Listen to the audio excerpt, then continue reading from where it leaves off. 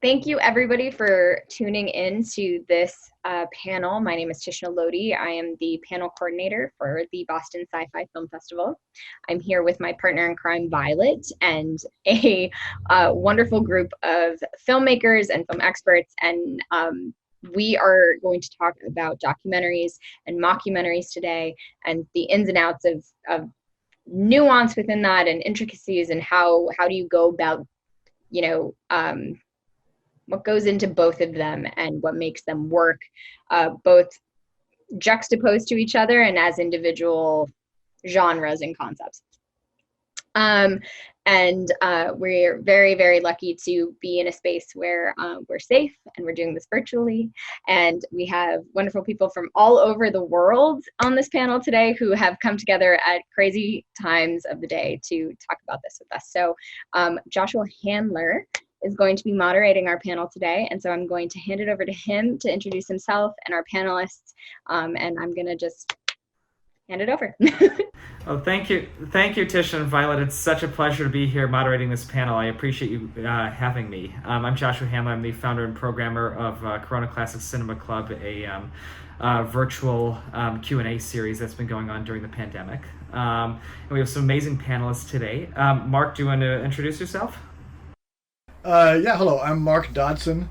Along with David Dodson, who happens to be my brother, I wrote and directed a film called The Landing, which was at the Boston Sci-Fi Film Festival. I believe it was in 2017, which was really special for us. That was actually our first festival that year, and Garen Daly was such a great champion for the film. And before I hand it off to the other people, I'll just say that both Hannah and Lisa, I think both your films were pretty extraordinary, so I'm really excited to be here and talking with you about them. Hannah, do you want to introduce yourself? Sure, thanks. My name's Hannah Jayanti, and I am the director, and also I shot and edited Truth or Consequences, which is a feature documentary that we're calling a speculative documentary, which is a term that could mean many things and is quite an open-ended term. And I'd be interested to talk especially with people that are working in similar ways, but in very different forms. And it's a film that takes place in a small desert town in southern New Mexico called Truth or Consequences. And the film works to play with the form of documentary in order to actually get back to the principles of what documentary can be, which are around listening and witnessing. And so yeah, and it's a treat to be here. Thank you. And Lisa? Hi, yes, so Lisa Downs. I directed, produced, edited and occasionally filmed Life After Flash, which was lucky enough to be at Boston, and I want to say 2018, but I feel like all the years are blending.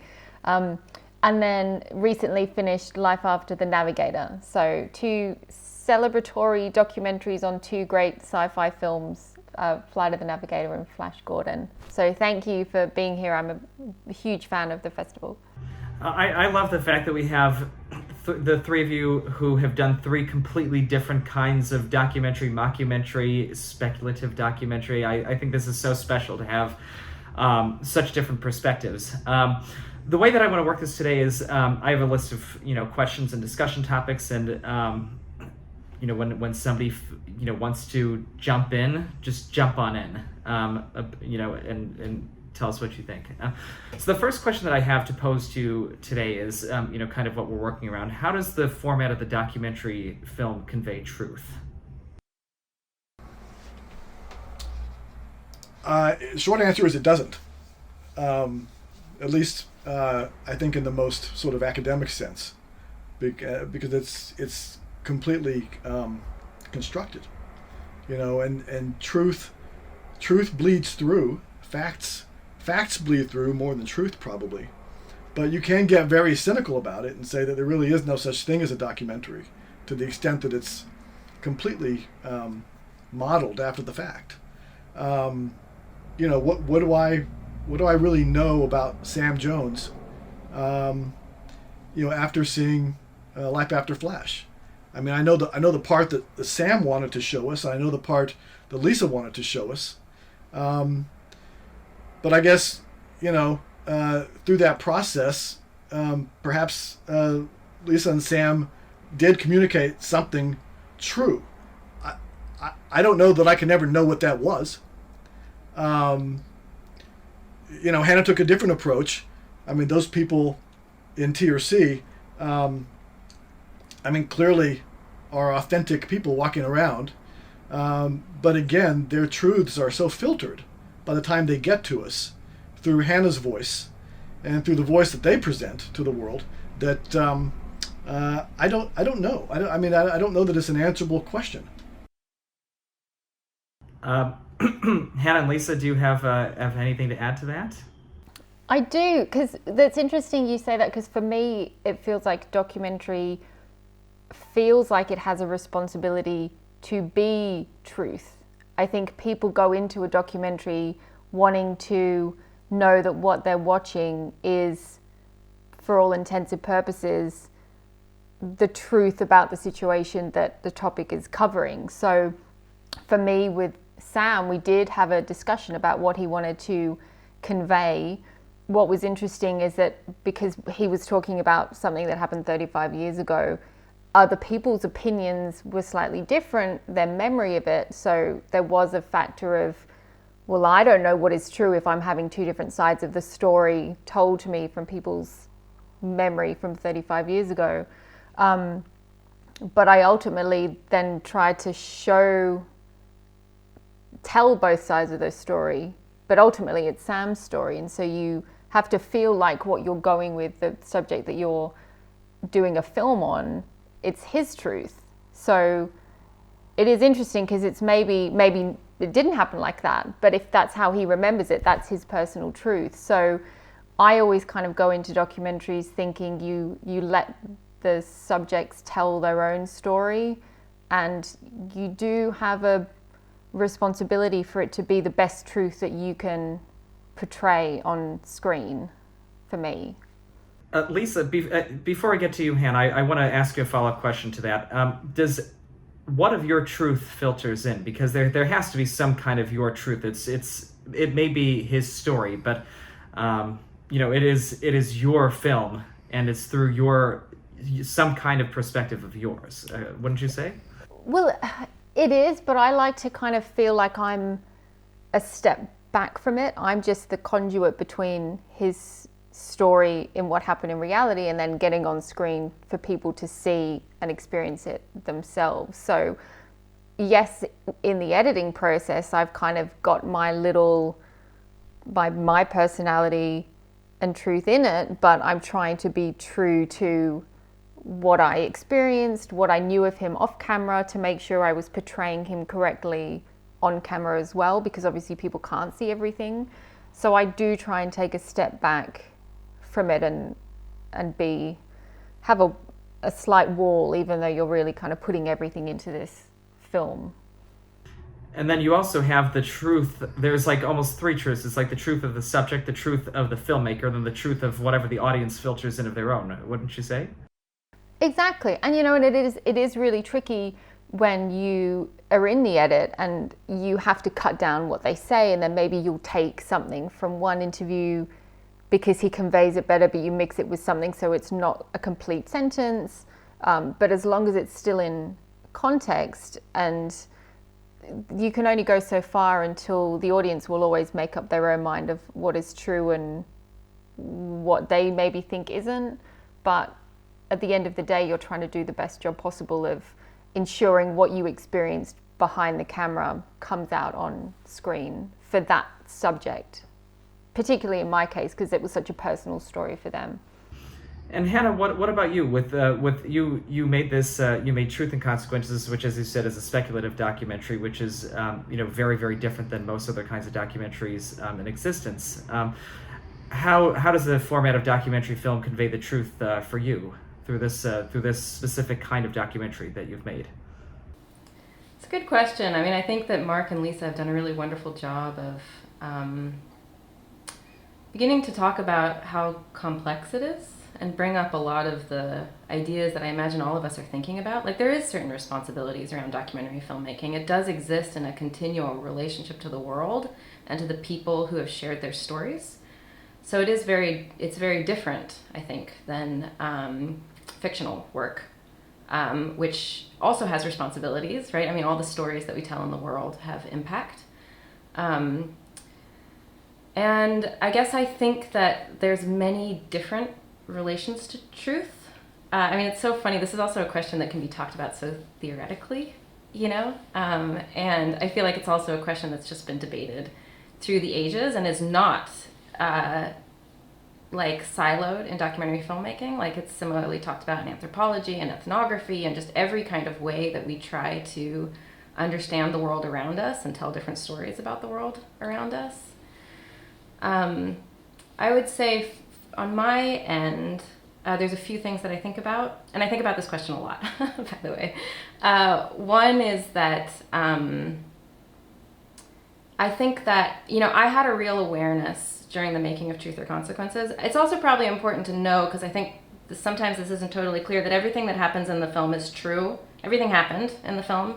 There's no one was acting anything. Nobody was, you know, this sort of speculative premise happened during the editing. And so if I hadn't done a speculative premise, the film would have been more of a conventional documentary. And the standard approach to that is somebody comes to a town, a small town, right? This is a total documentary trope. And then you make a film that claims to tell what that town is like, right? It says, this is what this town is like. And it weirdly ends up being the kind of de facto statement about a place. And it's very often told by an outsider. And, you know, one way you could see Truth or Consequences is a way of trying not to do that. A way of trying to say, this film never, ever claims to say what the town is like. It never claims to be an expert on anything. It claims to communicate the truths that I experienced through the people that I was with at the time that I was there. And so that, I would say that's one version of approaching truth in a documentary. So it sounds like, in a way, your original concept of Truth and Consequences was kind of like Errol Morris's Vernon, Florida, where he's an outsider. He comes in, you know, films the unusual characters of this town, and then, you know, pretends to give, or not pretends, but purports to give some kind of view of the town, and then through your own filter, it turned into something completely different in the edit. I actually had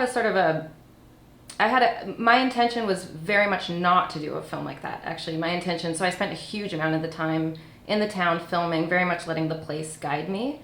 And then I actually had this really interesting process where during the editing, that's actually where, and I'm going to use a very intense word, and then we can, like, you know, talk about it, but that's where a lot of violence can often happen in documentary filmmaking, because a lot of crafting and a lot of narrativization and a lot of squeezing your material into what you think it should be happens. And so that's actually when I started to sort of lose my path. So the filming was very sort of intuitive and open and very deeply based in this process of listening and not knowing and not narrativizing. And then in the edit, you got to make it work. And you often end up going towards story, you end up going towards character arcs, you end up going towards all these narrativizations that, kind of similar to what Mark was saying, are like are sort of an artifice, right? They're sort of much more around the craft than they are around the footage.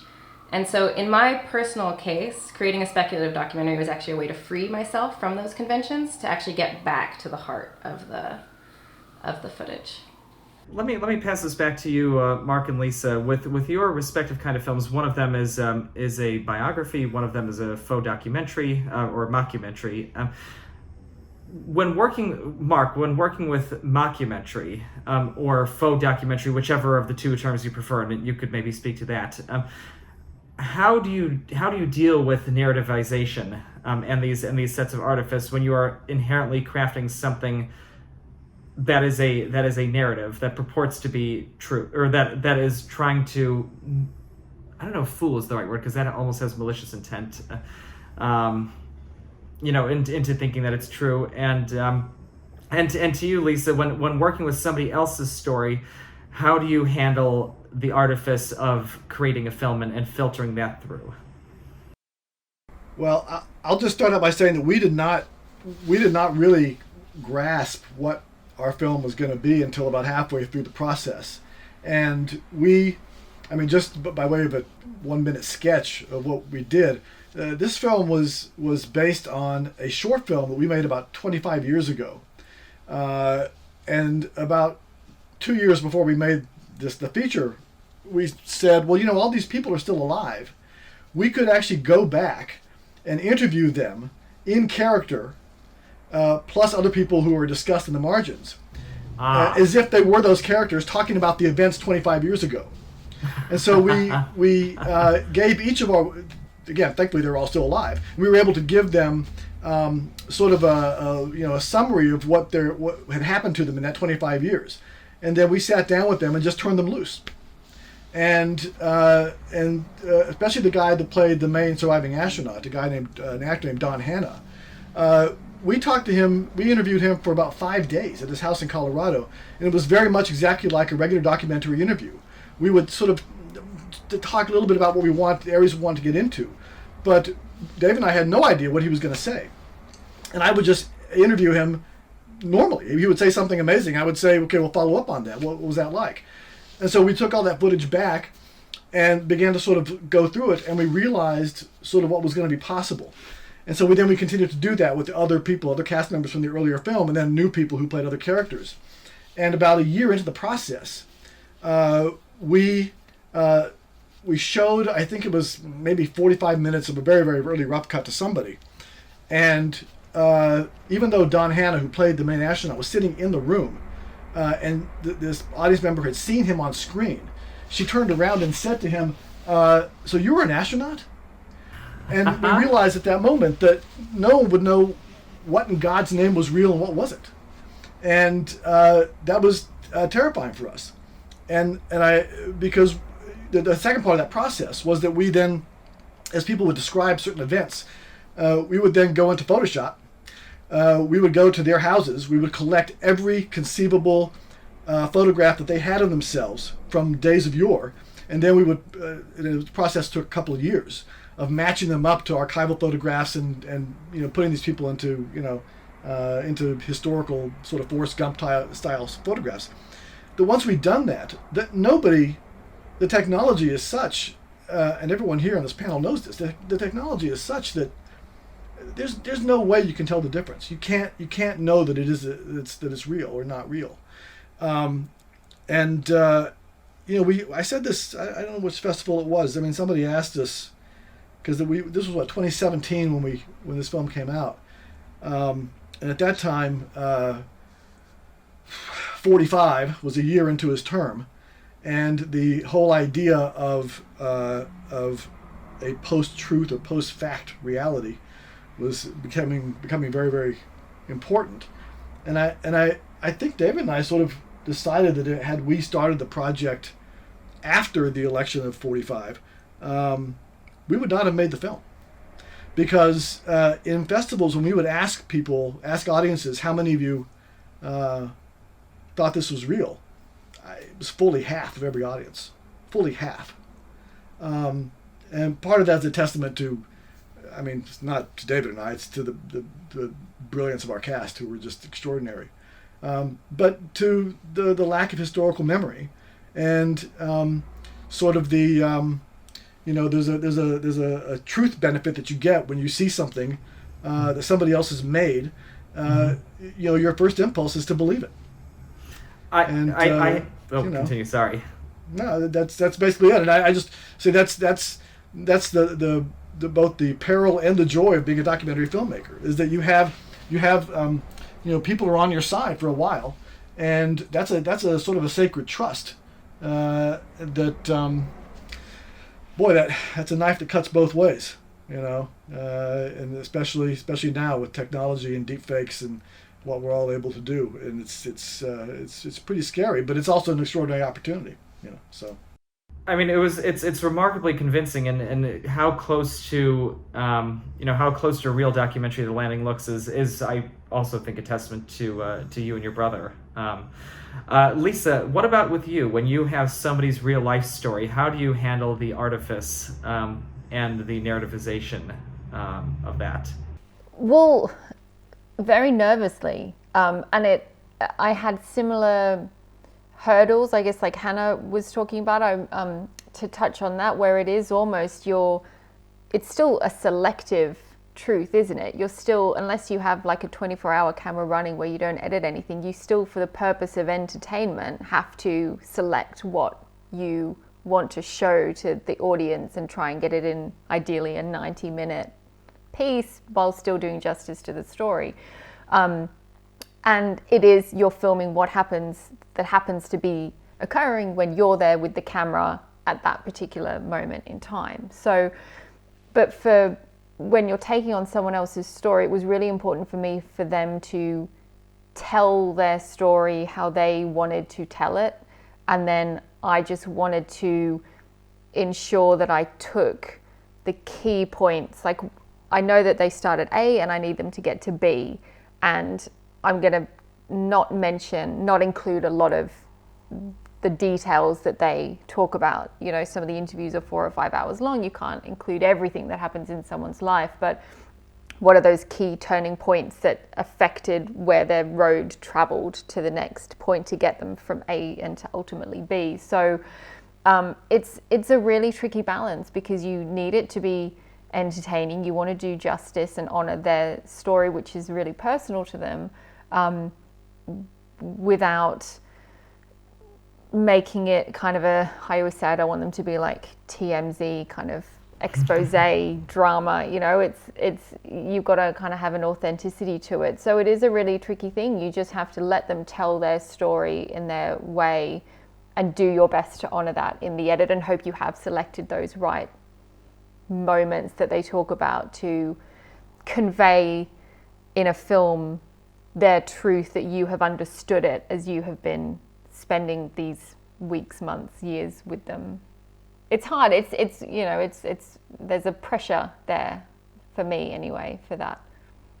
And let me ask you three. I was speaking with another documentarian the other day. She made a film that was about herself and her father, and it was incredibly personal. And there were some ethical dilemmas that she ran into, and she was talking about how she created a set of principles, so to speak, before she started filming. That she wanted to go by when making the film. Do any of you three have anything similar that you do? Like, you set up a list of principles, like I have to follow X, Y, and Z, and not break them while making your films? I think for me, what I had made sure I did at the beginning was try not to convince them to not restrict anything. You know, there were a couple of instances in their particular lives that they were nervous about sharing. Maybe people didn't know about it. It would affect their family members didn't know about it. But I had said to them both at the beginning, for people to see where you have both gone. You know, Sam and Joey both have incredible stories that can inspire people if they're in that situation. So we all sat down at the beginning respectively and said, like, this is where you started, this is where you've got to. People, for them to appreciate and be inspired by your story of how far you've come, they have to know how far you went down the path that you did. So just talk about everything. In the edit, if you see it then and you are still uncomfortable, let's look at it, but these are my reasons that I would want to keep it in. So from the very outset, we did have those conversations, and with Sam it took a bit longer. It took about 5 interviews for him to really let go and tell me everything. With Joey, it was the first interview. I think he just had it all bottled up and he just needed to let go of that. Was his therapy session almost, because he hadn't really spoken about it. But it was very important from the very beginning to set those boundaries and say, we need to be honest. If we're going to do this, we have to go the whole way. And then in the edit, hoping they won't change their mind later, then in the edit we can look at it, and I showed them both cuts along the way to make sure that they were happy with how I was portraying. There were a couple of times that they weren't quite happy with something, not how it was portrayed, but just nervous about it being seen by family and friends and fans. And ultimately we had another discussion about it, and for the purpose of people taking away this message that they wanted to convey, we ended up keeping things in. So that was a really amazing opportunity to know that they would be so honest and open, because otherwise it wouldn't have worked, I don't think. And that was such a deep truth within these films that wouldn't have made them the films they are without that openness that they had. And Mark and Hannah, what about you?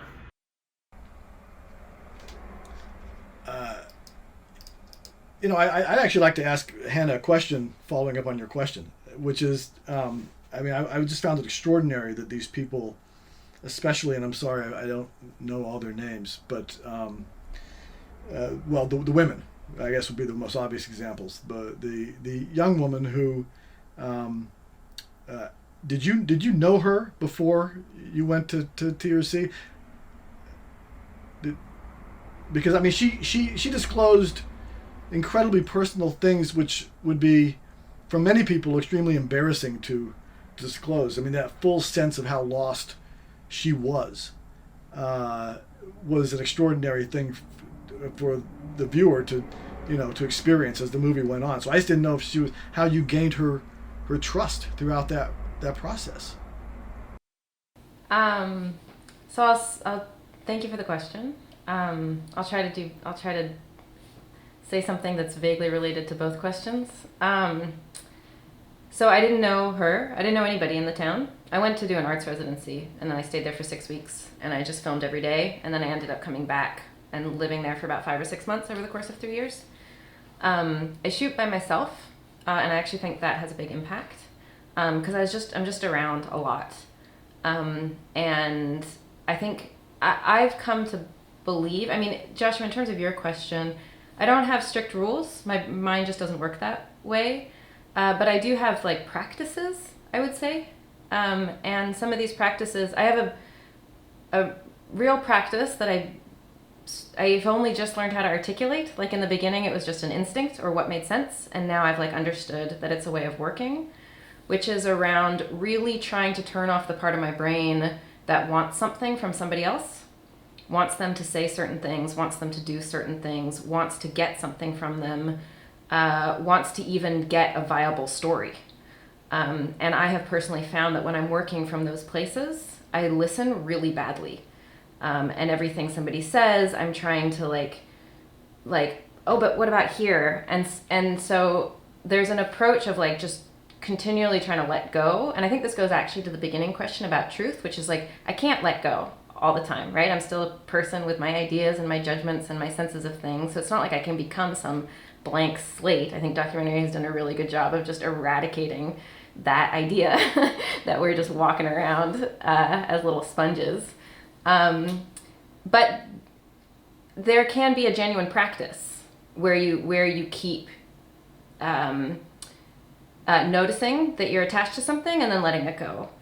And so I've begun to think of documentary filmmaking, at least the work that I do, as a practice in a type of radical listening, and also a discovery that that's very hard. It's really hard to do. And I would say that again, the sort of the speculative premise, the whole reason for this approach, and it is not that it's a cool, fun, new thing to do. It's actually that I did not know how to make a documentary about these people and about my experience there without breaking the form.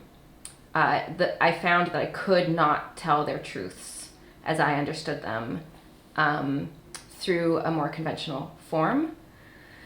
So it was actually a way of sort of getting back, and it forced me to re-watch all the footage, really re-listen to everybody, really actually try to understand. Because one of the ways I think about it is within conventional narrativization, and by that I just mean story, right? Most documentaries are bound by story and character arcs, which is fine. That's one particular version of documentary filmmaking.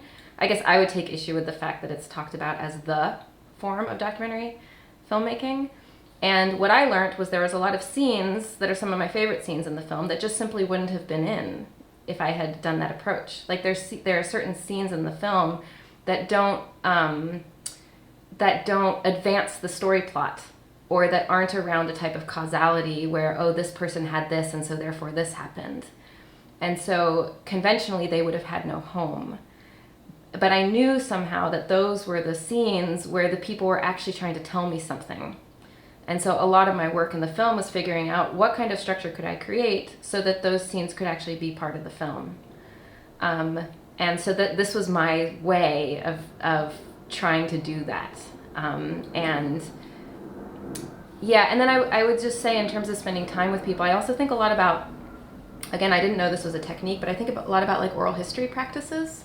And oral history practices are about like never having questions for people. They're about talking to people and then people just sort of saying, oh, this. And then you sort of listening for the meaning or listening for the emotion and then following that and then following that. And if you actually can do a continual practice of like letting go of what you hope they say, people have an experience of like actually guiding and leading the conversation and a kind of a choosing.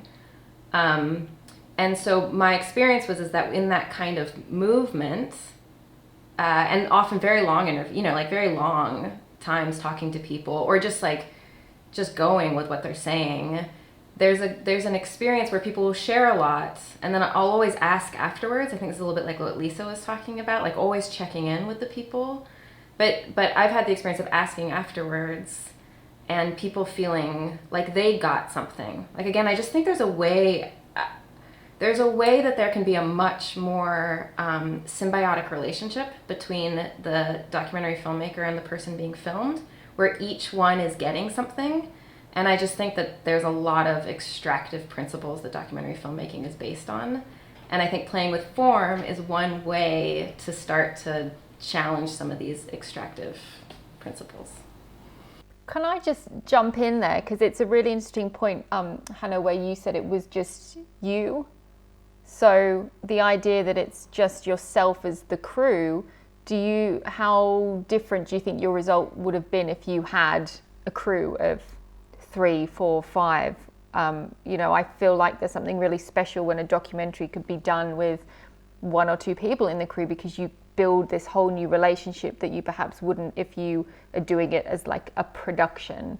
How do you think you would have differed?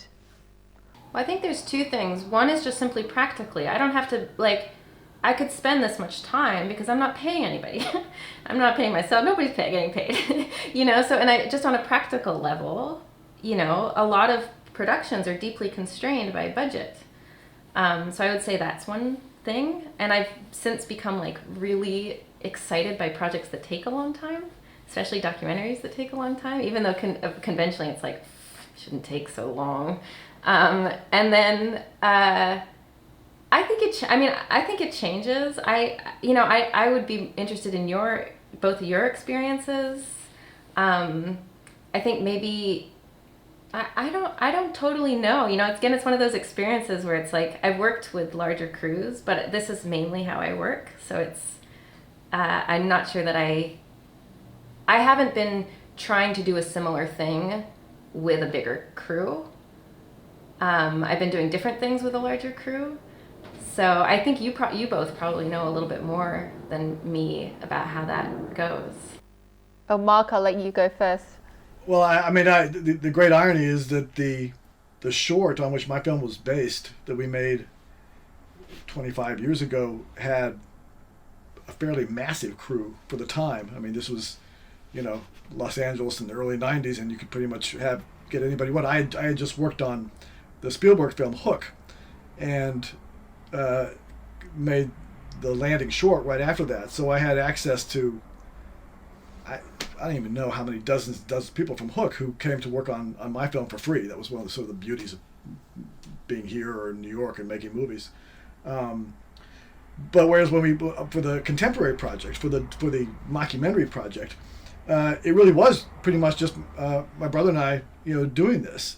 And because it was becoming a documentary as we made it, and because the people that we were interviewing were telling us things that were, part what we wanted them to say and part flowing out of their own subconscious, And because we would then have to go and create the history, create the record, photographically and through bogus recordings and all these things, the documentary part of it really was something that occurred with very few people, just one person, two people. Documentaries are 100% created in the editing room. I mean, because you don't know what you have until you go and look at it. And there's always that horrible moment where you want to start crying because you don't think you have remotely enough to make a movie. And then the next day you come back and you go, oh yeah, that's awesome, that's really great. But it is a very lonely sort of form, I think, of filmmaking, because the point at which you're creating the story is you are utterly alone. It's when you make a narrative feature, you may write it alone, but you execute it with a whole bunch of people. Documentary is when you're actually executing it, that is to say, when you're shooting it, you don't know anything. I mean, you're shooting. People are talking. You're shooting things. You're hoping this guy comes and says something amusing. You're hoping that, you're back of your mind, it'd be great if she cried. You can't say any of that because you want truth, you want reality. But in the back of your producer's mind, you are thinking, I need 90 solid minutes here, right? But you don't really get to know whether you have that, or even what the narrative is going to be, until you're alone sitting in front of your computer, or back in the old days in front of our flatbeds, and then confronting what truth was given to you, and hopefully it's enough truth to fill 90 minutes, and hopefully it's the truth, by the way, that you are interested in, because it's also the worst nightmare in the world to look at your film and go, I thought this person was going to be really interesting, and quite frankly I'm bored by them. We're all humans and worthy of inspection, but unfortunately, not all of us tell our stories quite as well as others, and so there's that reality as well. You don't want to bore anybody, and you're lucky if you get a Sam Jones or any of the people in Hannah's film who, I basically grew up in New Mexico, so I feel like I know all those people. I have an aunt and uncle who live in Elton Butte. I mean, it's just right there near TRC. I mean, the whole business is incredibly. The only thing missing was an enchilada with a fried egg on top. I could tell because you called it TRC earlier. Yeah. New Mexico call exactly. it TRC. It's I'm a local. But it was that idea of the form being one that belongs to one person basically, or two people, is unique, I think, to documentaries, and one reason I have real respect for people who do it, because it is, like Hannah says, you're talking about long-term projects. You're talking about things that evolve over a long period, and you don't always know what you have, and sometimes you think it's good, and sometimes you think it's bad, and you go to bed depressed as often as you go to bed elated, but you keep doing it, and you keep pushing through it, and after a couple of years, usually, you decide you've revealed something that's worth revealing. So I think it's I can see why Hannah would be excited about that, because it is, it's a commitment to something meaningful, that is part of having a life worth living. I think, not to get too grand about it. No, sorry. I was going to say I totally agree, because for me, one of the special things about documentary is the ability to just be able to pick up a camera if you feel like there's a story and go and shoot it. Flash took 4 years, Navigator took 3. It was really just myself and my partner, who's also my producer, luckily saves hotel rooms, trying to do all these interviews and travel, and occasionally if there was like a big interview, like a once in a lifetime interview, we'd maybe call in a favor, but it is ultimately just like one person or two people when you just are trying to make these for the love of getting it made. But I think there's a really special relationship and that forms between you and subjects, because you are almost like just then filming friends by the end of it. And I think that's an extra level of openness that you wouldn't have gotten from certain subjects if you had only spent 3 months with them, or a big crew and it was like a production, and you have it's a totally different experience. And so I think it's such a magical genre for that reason, to be able to share the lives of people as though you live with these people and you're friends with these people, as opposed to just kind of visiting and passing through. But you do feel terrible when they're telling their story and you're like, please cry, please cry. But it's such a bittersweet experience. Let me ask you, all three of you, when is it okay to blur the line between truth and fiction, and when is it not okay? I don't know. That's a scary one. Again, you're asking me now in 2021. I would say I wish we lived in a world where we didn't have to be so sensitive to that. I don't think we live in that world anymore. I think that we are living in a world in which many people see truth and facts as simply another tool to achieve political and economic ends, and that they are fungible, and the effort to convince people that there really is no knowable truth, no knowable facts. I mean, that is the world we live in now, and so I think that it probably is more important than ever to make sure that blurring those lines is done responsibly. Look, we set out to make and made a work of complete and total fiction, but I'm sitting here because half the damn people thought it was real, and we thought to anyone with even a basic knowledge of history would know that, would probably remember if 2 American astronauts had died in a desert in China at the end of the Apollo program. But no, nobody, it all gets blurred in, Challenger disaster, Columbia, yeah. So most people go, I guess, well, sure, maybe that happened. But so even though our best efforts were to, make sure people knew that this was complete fiction, people just won't let go of it. I mean, they once they think they believe something, they think they believe it. So I think we have to be really careful about blurring those lines. Again, I wish we lived in a world where we could blur the lines all we want and we could trust people's knowledge of actual history to be able to have fun with it because it's fiction and it's not fiction.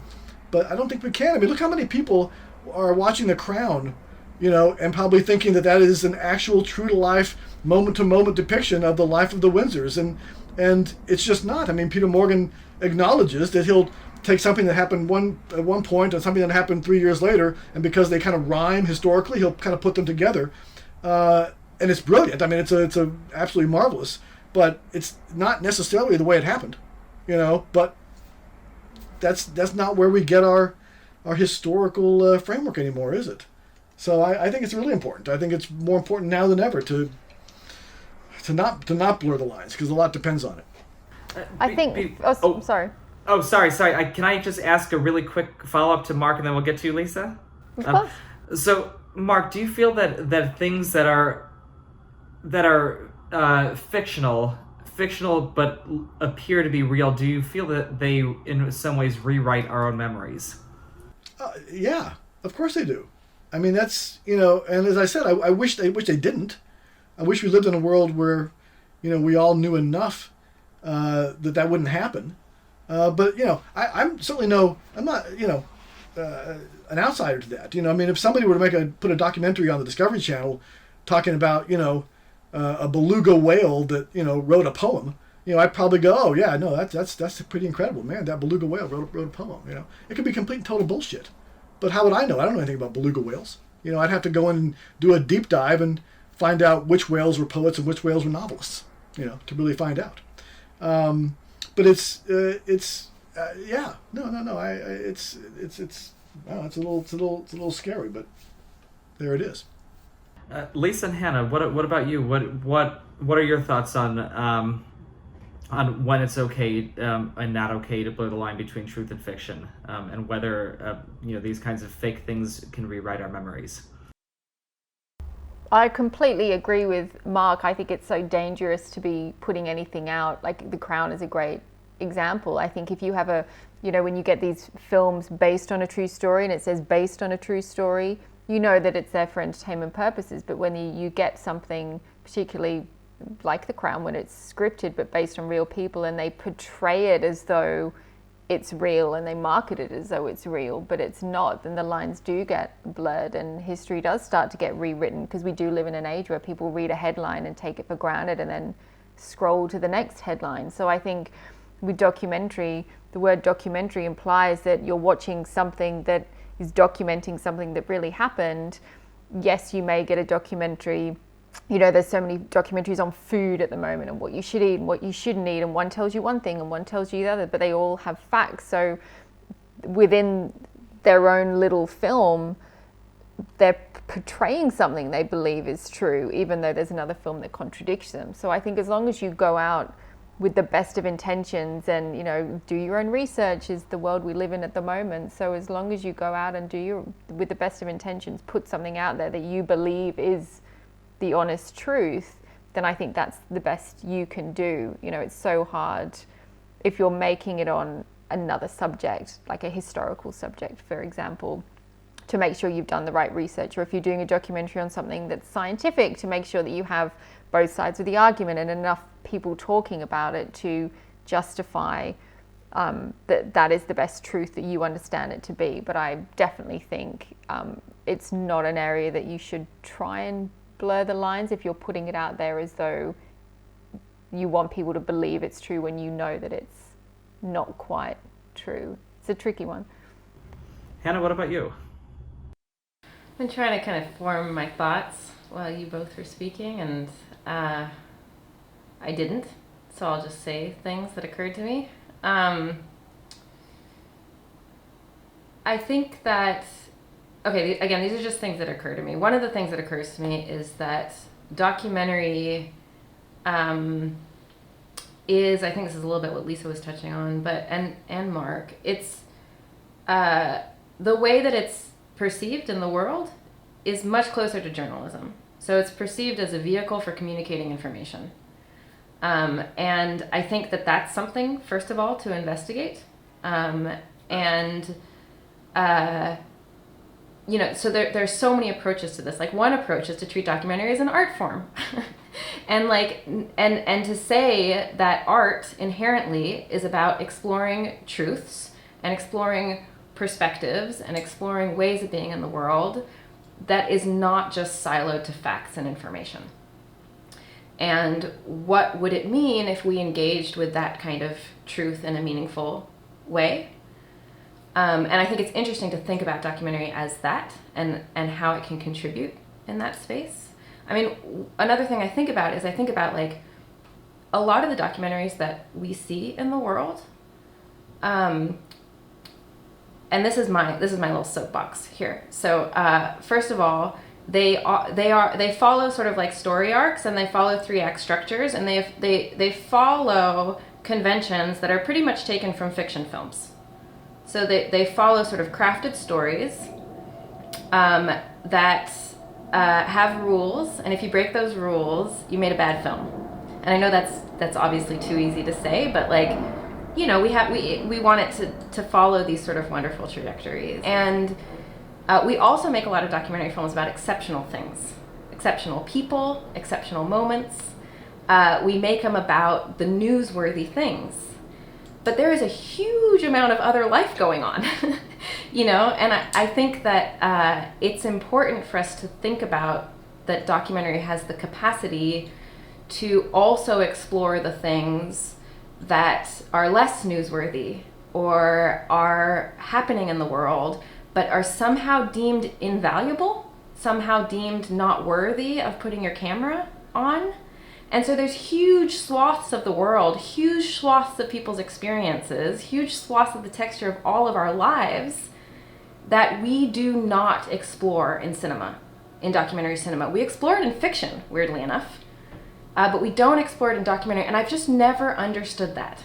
I've never understood why the texture of a simple life or the texture of other things are not considered sort of really valuable to put on film. And so I think it's also interesting for us to think about that. And I think, I would say that was probably some of my instinct in Truth or Consequences, which is like, you think the film is going to be about the spaceport, and you think it's going to be about the people who left and about progress and whatever, but actually it's not. Actually, it's about the people who are making their lives, the people who are making their own meanings, the people who are just living with what they have and relating to the present and relating to the past that came. And yeah, I don't know. So that's just a thing I think about a lot in documentary filmmaking. Yeah, I'm sorry, Hannah, before you get off that point, I want to say one thing about your film that I thought was really, really extraordinary to the thing that you just said, which was the sense of ordinary lives. In one sense, Life After Flash showed an ordinary life following an extraordinary life. So that was revelatory in that sense.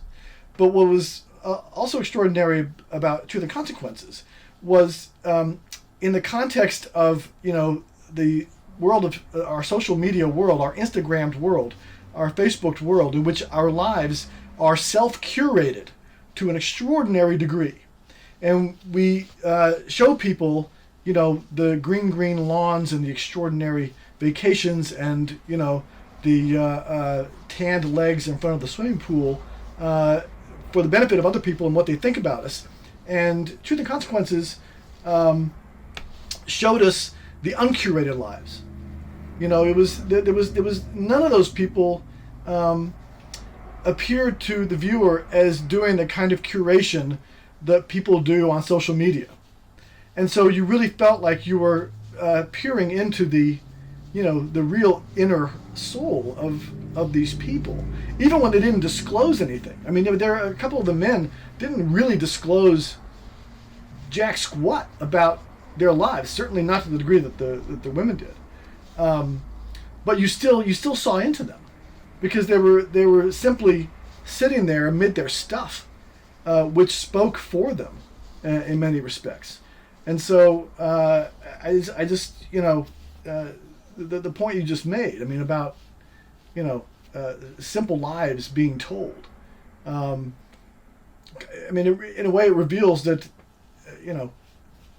there are no non-simple lives. I mean, even Sam Jones has a simple life at his core, and the beauty of the documentarian is to pull back that simple life. But you're right, the narrative structure of feature films, of narrative films, as it creeps into documentaries, can absolutely get in the way of that, which is again why I thought Truth and Consequences was so brilliant. But I think that's quite an important point on why it is important to keep that truth, because yes, even though you're finding a structure, it still be a film that shows their life no matter how ordinary, because it's so easy to try and Instagram up for the entertainment of the audience, and make it something that it isn't. But I think, yes, you have to put into it some kind of structure. Maybe you don't have to follow the conforms all the time, but as long as you're still being honest that this is their life, this is what it is, we're not trying to make it anything that it isn't. With a documentary, like you said earlier, you can be filming for years hoping for something, you just don't know what's going to happen. But I think it's so easy for people, probably for maybe a desperation that something will happen, just to change it. So I think it's really important that you do keep that truth there, because then you can have films that show the beauty of the ordinary life. And I also think that I really believe that different films have different intentions. Like when I worked with an editor called Mary Lampson, and she said this beautiful phrase that has stuck with me, which is, some films are inside out films and some films are outside in films. Like some films are really work by trying to find an outside structure and then build the film to that. And some films really have to find their own structure from within, and that those do different things. So I think some of it is just documentaries do different things, and sometimes, what I love about this panel is that I do think that documentaries are just seen as a one particular thing. The way we talk about it in our house is, I also work with my partner, Lisa. Is this idea that what we think of documentaries is just like a particular genre of documentaries, but somehow it's become like what documentaries are. And I think what's lovely about this conversation is that each of us are working in an expansive sense of the term, but with integrity, with the idea that it's not just then we get to make whatever we want, but there's actual real reasons connected to truth, and truth, because what is truth? We don't know, but that we're all sort of rotating around that. And I would just add one other sort of personal thing in response to what you were saying, Mark, which is that I had an experience of watching a lot of documentaries and feeling really isolated. Like I looked at it and I was like, there's something about the like causality and the exceptionalism that I just found really isolating. Like I was like, I spend my life doing so many things. I have some sort of wonderful moments in the limelight or moments of trauma or moments of this, but a lot of my life is like, is cooking, is very confusing interactions with other people, is trying to like figure out intimacy, is like trying to, trying to like open a bag, like whatever it is, that's a whole part of my life too. And I think that this sounds more simplistic than I mean it, but in some ways that's actually what connects us. And these exceptional moments are actually much rarer. And so I've just always been confused by why documentaries are so focused on those parts. And I would just love to live in a world where we find meaning and beauty and connection in the other parts as well.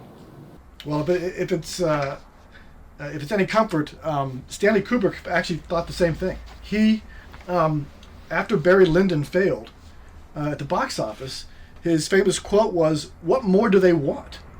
And if you watch Barry Lyndon, you'll understand how it relates to what you just said. Much of Barry Lyndon is extremely, in a narrative sense, just sort of normal, slow, walking around type of moments. But Kubrick always thought, well, you're alive. Don't you understand that even this stuff is like what life is? How are you not interested in this? And I think that movies like Truth and Consequences really take that baton and run with it and insist that we, I don't want to quote Arthur Miller in Death of a Salesman, but attention must be paid. And that's what your work I thought was really extraordinary. And then especially with Life After Flash, when we thought we knew the guy, and attention must be paid. This guy suffered, in ways that weren't particularly glamorous, and Sam Jones can look just as much like some guy digging through garbage in Truth and Consequences, and in a way they're both doing the same thing. I mean, there's no real difference in what they're doing. One's doing it in San Diego, and one's in a garbage dump, in some little, I was going to use an epithet to describe TRC, but in some little seemingly unimportant town, and they're both the same, and that's the beauty of the work that you guys do, especially. I want to wrap us up today. The great documentarian Penny Lane made a film called Nuts a couple of years ago, and she really blurred, I don't know if any of you have seen it, but she blurred the line between truth and fiction in a way that almost, in that specific film, illuminated a further truth. And after the release of the film, on her website, she posted a painstakingly detailed list of what was fabricated, what was not, and what was a mix of both. And I thought that was kind of a fascinating way to go about it, and kind of admirable as well. So let me pose the following two questions to you. Can fabricated things illuminate the truth? And do you have to tell your audience when things are fabricated, when things are a mix of the truth and fabrication, or when things are 100% true? I think I can start just through Truth or Consequences. One thing that's exciting about this question is I think we'll all have different answers, which I think is really great. My intention, and I think everybody can have their own experience of how successful it was or not, but my intention was, so the mechanics of the film are simply that there is a subtle recontextualizing of the footage. So everything in the footage happens. Even the virtual reality worlds are actually just me walking around in a recreated world of the town that we built. But there's just a subtle recontextualizing. So there's just this idea that something has happened, and it's not totally explicated, but there's a sense that something that you thought was in the future is now. And the intention behind that was this idea that it's kind of similar to the interviewing or filming process I was talking about earlier, which is that our brains are built to just constantly be participating in pattern recognition, right? So we just, like, in order to even move and function or pick something up, we have to be able to map new things that are happening to us. We have to be able to map old things onto it. And so I feel like this happens a lot in documentary filmmaking, which is that you look at something and it's just very easy to move into, I know what this is. I know what a small desert town is. I know what people who live in trailers are. I know what poverty in America is. I know what the failed American dream is, right? It's like all this kind of things that you're bringing with it that very deeply impact your listening of the people in the film. And so the speculative premise was an intention to just, even if it's for like a tiny fraction of a second, just disrupt it. To pull from the beautiful traditions of science fiction where you're like, I don't necessarily know the rules right now. And if I don't necessarily know the rules, then I'm going to have to listen a little bit differently. And every time I think I know, I remember that I don't totally know, and therefore the people in the film must know.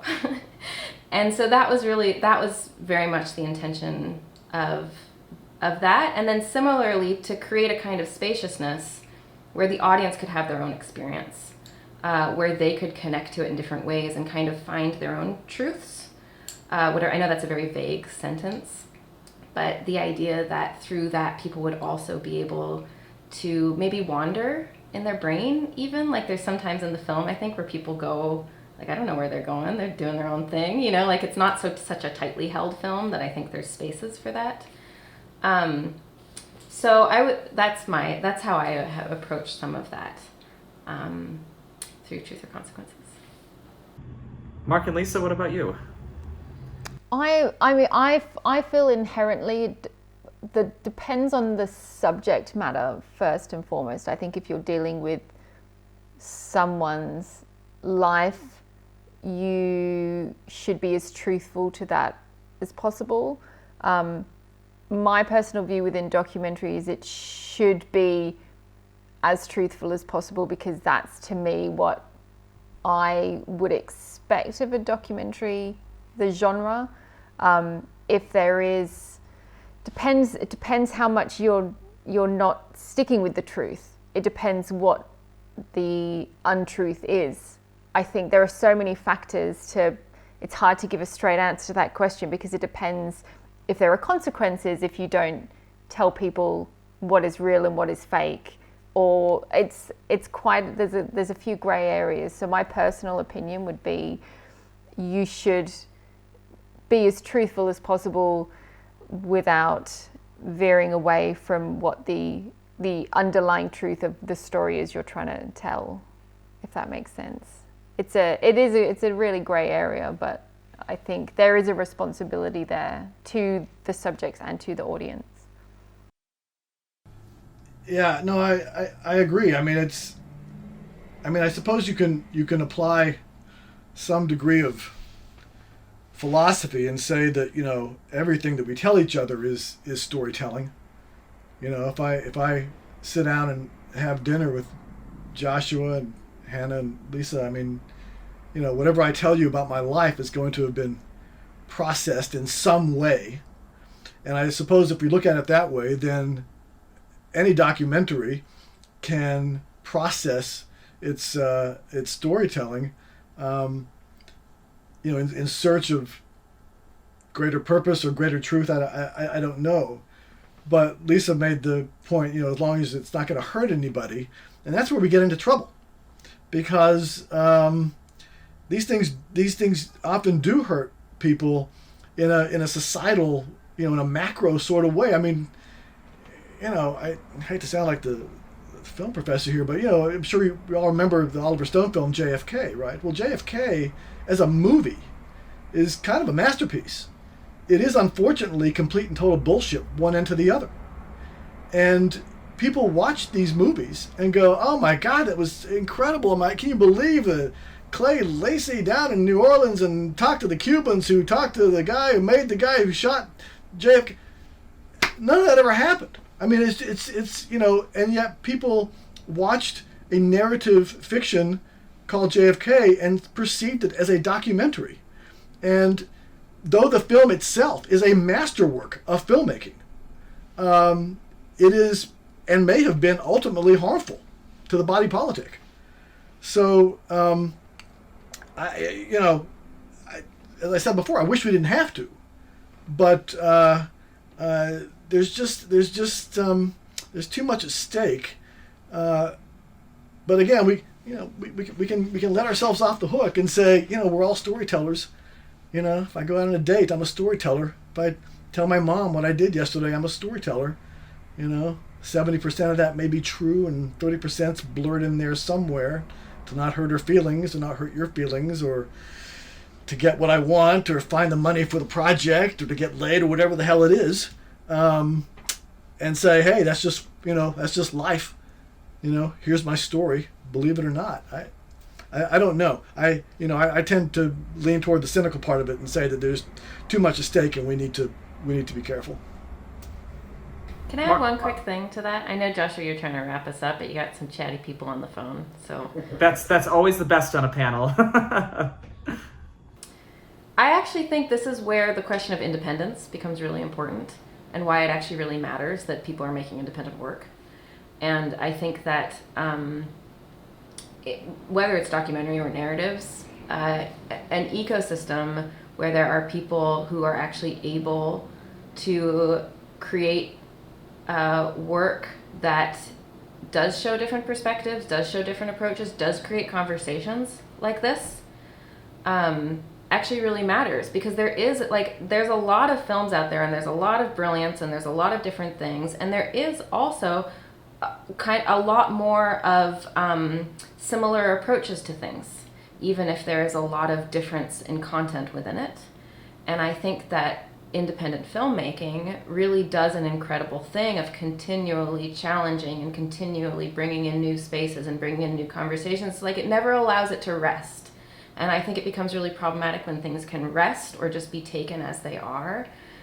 So, and it's always tricky because a lot of independent filmmaking does not exist in the mainstream. So it's how much is that actually impacting, especially when you start thinking about what Mark's talking about, which is how much this radically is affecting people's individual lives and our societal lives. But I also think that there is a way that the mainstream navigates with more independent work, where it sort of keeps bumping up against it, and it keeps sort of infusing it. And I have to believe that makes an impact. I feel like that's a perfect way to wrap us up today, Hannah. And I think that's a positive note. I like that.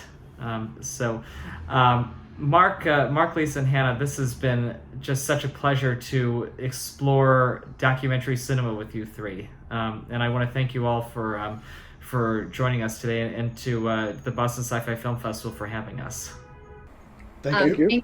Yes, thank you all from the Boston Sci-Fi Film Festival. Thank you all. Thank you, Joshua, for moderating that so beautifully. Your questions were very thoughtful, and we appreciate the work that you put into that. And all of you, we're so excited first of all, we're so grateful to have had all of your films either in the past or present festival, and we're just so grateful and humbled to be amongst you guys. So thank you so much for your time this evening, and I hope everybody has a wonderful rest of their weekend, and thank you so much for viewing, our wonderful viewers. So thank you so much. Thank you. Thank you. Thanks.